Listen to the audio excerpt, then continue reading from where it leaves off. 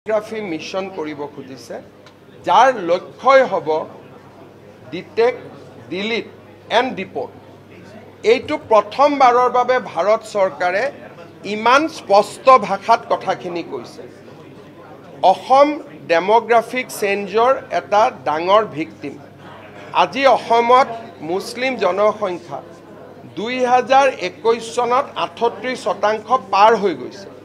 গতিকে এইবাৰ যেতিয়া সেন্সাস আহিব 38+1 আপোনালোকে ক'ব পাৰে 1.5% মোৰ যদি 27 লৈকে আমি গন্তি কৰোঁ। সো আজিৰ দিনত যেতিয়া মই কথা পাতি আছোঁ অসমৰ মুছলিম জনসংখ্যা ইজ 39.5। আপোনালোকে আচৰিত হ'ব, মই দুই এদিনতে আপোনালোকক দিম। ইভেন মাজুলীৰ দৰে অঞ্চলত মুছলিম জনসংখ্যা বাঢ়িছে 100%। 100% মুছলিম জনসংখ্যা বাঢ়িছে। কিন্তু আপোনালোকে জানে যে অসমীয়া মুছলমানৰ জনবৃদ্ধিৰ হাৰ সেইটো নহয়, আমাৰ দৰে একে। তাৰ মানে মাজুলীৰ দৰে অঞ্চলতো যদি 100% মুছলিম জনসংখ্যাৰ বৃদ্ধি হয়, সমস্যা কিমান গভীৰ। যদি অসমত আমি 40% মুছলমান বুলি ধৰি লওঁ, হিন্দু 60, খ্ৰীষ্টিয়ান আছে 6 to 7%, তাৰ লগত বাহিৰৰ পৰা অহা আৰু কিছু মানুহ যদি আমি বাদ দি দিওঁ, তেতিয়াহ'লে অসমীয়া হিন্দু মানুহৰ সংখ্যা আজিৰ ডেটত অসমত 40%ৰ ওপৰত নহয়। আৰু এইবিলাক গোটেই 11ৰ ওপৰত কৰা প্ৰজেকশ্যন। গতিকে এইটো বিষয় যথেষ্ট চিন্তাৰ বিষয় আৰু এই বিষয়টোলৈ আমি সকলো চিন্তিত। বহুদিনীয়া দিল্লীৰ লগত কথা বতৰা পতাৰ পিছত প্ৰথমবাৰ প্ৰধানমন্ত্ৰী ডাঙৰীয়াই 15 আগষ্টত আৰু যোৱা পৰহি গৃহমন্ত্ৰী ডাঙৰীয়াই ডেমোগ্ৰাফি মিছনৰ কথাটো উল্লেখ কৰিছে। বিষয়টোৰ সন্দৰ্ভত ইয়াৰ লক্ষ্য কি হ'ব, উদ্দেশ্য কি হ'ব আৰু অলপ জানিব লাগিব। গৃহমন্ত্ৰী ডাঙৰীয়াক অহাবাৰ লগ পালে মই আৰু বুজি আহিবৰ বাবে চেষ্টা কৰিম। ডেমোগ্ৰাফি মিছন কৰিব খুজিছে যাৰ লক্ষ্যই হ'ব ডিটেক্ট ডিলিট এণ্ড ডিপোৰ্ট। এইটো প্ৰথমবাৰৰ বাবে ভাৰত চৰকাৰে ইমান স্পষ্ট ভাষাত কথাখিনি কৈছে। অসম ডেমোগ্ৰাফিক চেঞ্জৰ এটা ডাঙৰ ভিক্টিম।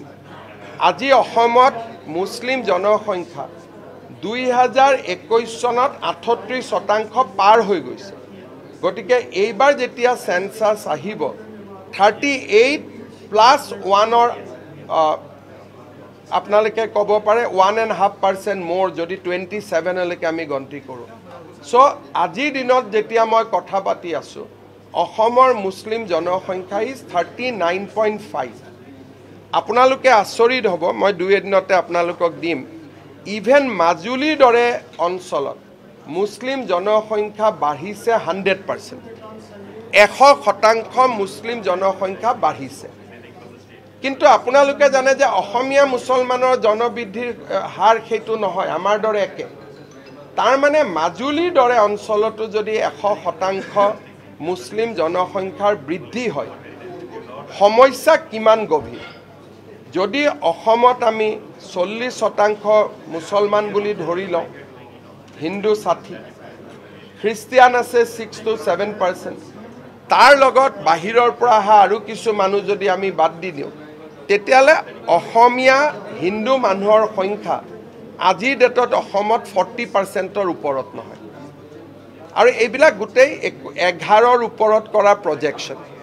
গতিকে এইটো বিষয় যথেষ্ট চিন্তাৰ বিষয় আৰু এই বিষয়টোলৈ আমি সকলো চিন্তিত। বহুদিনীয়া দিল্লীৰ লগত কথা বতৰা পতাৰ পিছত প্ৰথমবাৰ প্ৰধানমন্ত্ৰী ডাঙৰীয়াই 15 আগষ্টত আৰু যোৱা পৰহি গৃহমন্ত্ৰী ডাঙৰীয়াই ডেমোগ্ৰাফি মিছনৰ কথাটো উল্লেখ কৰিছে।